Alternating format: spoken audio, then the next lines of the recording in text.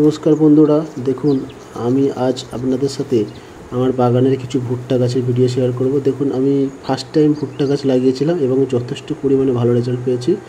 অবশ্যই সাজেস্ট করব নির্ভয়ে আপনারা ভুট্টা চাষ করতে পারেন। ছাদ বাগানও হবে এবং মাটিতেও যথেষ্ট ভালো হবে। ভুট্টা প্রায় সব ধরনের মাটিতেই প্রায় হয়। এছাড়া এই ভুট্টা গাছে দেখুন আমার রেজাল্ট, প্রতিটি গাছেই প্রায় ভুট্টা এসে গেছে, ছোটো বড় সব ধরনের। ভুট্টা গাছগুলির বয়স প্রায় 2 মাসের একটু বেশি, আর ভুট্টাগুলোর বয়স কোনোটার 1 মাস, কোনোটার 15 দিন। তো অবশ্যই আপনারা জানেন এখন বর্তমানে বেবিকর্ন জনপ্রিয়তা কী হারে লাভ করেছে। তো নিজেরা বাড়িতে লাগিয়ে বেবিকর্ন খান, বুঝতে পারবেন যে সুস্বাদু কতটা এবং কতটা উপকারী। তো দেখুন বন্ধুরা, ভুট্টা গাছের আজকে আমি ভুট্টা গাছ সম্পর্কে সমস্ত বা যাবতীয় শঙ্কা দূর করবো, পরিচর্যা সম্পর্কে আলোচনা করব। ভুট্টা গাছ চাষ করার জন্য তেমন কোনো পরিচর্যা লাগে না, রোগবালাই খুব কমই লাভ হয় এবং এতে কী ধরনের ফার্টিলাইজার দিতে হয়, কী ধরনের পরিচর্যা, কী ধরনের কী স্প্রে করতে হয়, জল কতটা দিতে হয়, কী ধরনের মাটি প্রস্তুত করতে হয়, সমস্ত কিছু যাবতীয় বিস্তারিত আলোচনা করব।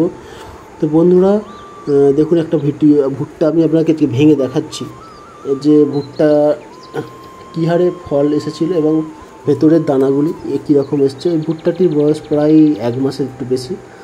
একটা ভুট্টা পরিপক্ক হতে প্রায় 2 মাসের একটু বেশি সময় লাগে। তবে অবশ্যই বর্তমানে যে বেবিকর্ন জনপ্রিয়তা লাভ করেছে, সেই বেবিকর্নগুলি মিনিমাম 15 দিন সাইজে যে বয়স হবে ভুট্টার, সেইগুলো বেবিকর্ন হিসেবে পরিচিত। সেই ভুট্টা যথেষ্ট সুস্বাদু, মিষ্টি এবং প্রোটিনে সমৃদ্ধ এবং বাচ্চাদের খুবই প্রিয়। এই ভুট্টা বিভিন্ন ফাস্টফুডে ব্যবহার হয়, পিৎজাতেও ব্যবহার হয় এবং এই ভুট্টার জনপ্রিয়তা ইন্ডিয়ার বাইরেও যথেষ্টভাবে লাভ করেছে।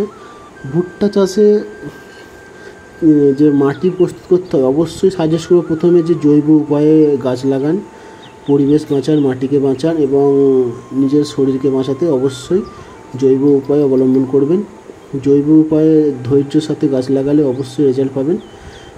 জৈব উপায় বলতে মাটি করতে হবে একটু হালকা। ভুট্টা গাছ খুব একটা বেশি ভারী মাটি পছন্দ করে না, তবে এঁটেল মাটি বাদে প্রায় সব ধরনের মাটিতেই হয়ে যাবে এই ভুট্টা গাছের মাটি করতে হবে আপনাকে ওই হালকা দোআঁশ মাটি হলে ভালো হয় বা বেলে দোআঁশ মাটিতেও ভালো হবে।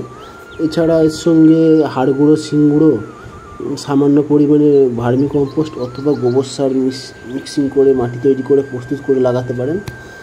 এছাড়া ভুট্টা গাছে দেখুন আমার ভুট্টা গাছটি দেখুন ছাড়ালাম আপনাদের দেখাবার জন্য, যদিও এখন পরিপক্ক হয়নি। দানা সেট হয়েছে, তবে ঠিক সেই হারে দানা এখনও সেট হয়নি, কিছু কিছু দানা অপরিপক্ক রয়ে গেছে। একটা ভুট্টা প্রায় নষ্ট হলে বলা চলে। ভুট্টা গাছের ছাল ছাড়া কি সুন্দর মেয়েদের চুলের মতো প্রচুর অসংখ্য সরু সরু লম্বা চুল ঝুলছে। দেখুন কি সুন্দর চুলগুলো, একদম সরু সুমো মতো ঝুড়ি ঝুড়ি চুলছে। ভুট্টা গাছে প্রায় দাড়ির মতো লাগে অনেকটা দেখতে। যাই হোক, মাটি প্রস্তুত প্রায় মোটামুটি সবারই জানা, প্রায় এক ধরনের মাটি। এখন আমরা ছাদ বাগান যারা করি তাদের মাটি তৈরি প্রস্তুত নিয়ে সেরকম কোনো কিছু জানাতে হবে না, আপনারা সকলেই প্রায় জানেন। তো ভুট্টা গাছে যখন ভুট্টা এসে যাবে তখন এক ধরনের পোকা লাগে, সেই পোকা থেকে এই ভুট্টাকে রক্ষা করার জন্য অবশ্যই পেস্টিসাইড অবলম্বন করতে হবে। তবে জৈব বলতে যদি বলেন, আপনাকে অবশ্যই নিমতল অথবা কাকা ইউজ করতে পারেন। এছাড়া পেস্টিসাইড হিসেবে আপনারা যে কোনো রাসায়নিক বলতে গেলে আপনাদের বলবো যে ম্যানিকোজেব সম্ভবত পাইমেট্রিন গ্রুপের যে কোনো কীটনাশক ব্যবহার করতে পারেন। তবে আমি সাজেস্ট করবো অবশ্যই কাকা অথবা নিম তেল ইউজ করুন।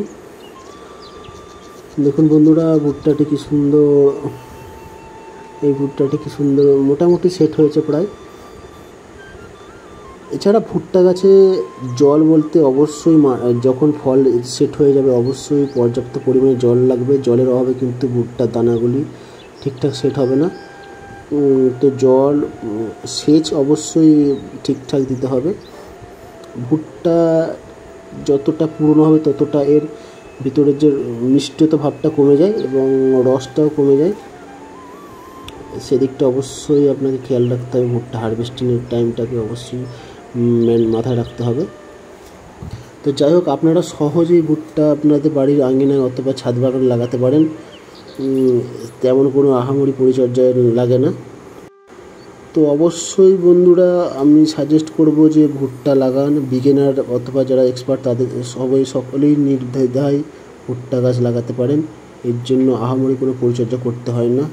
তো আজ এই পর্যন্ত, নেক্সট ভিডিও আবার দেখা হবে। টাটা, সবাই ভালো থাকবেন।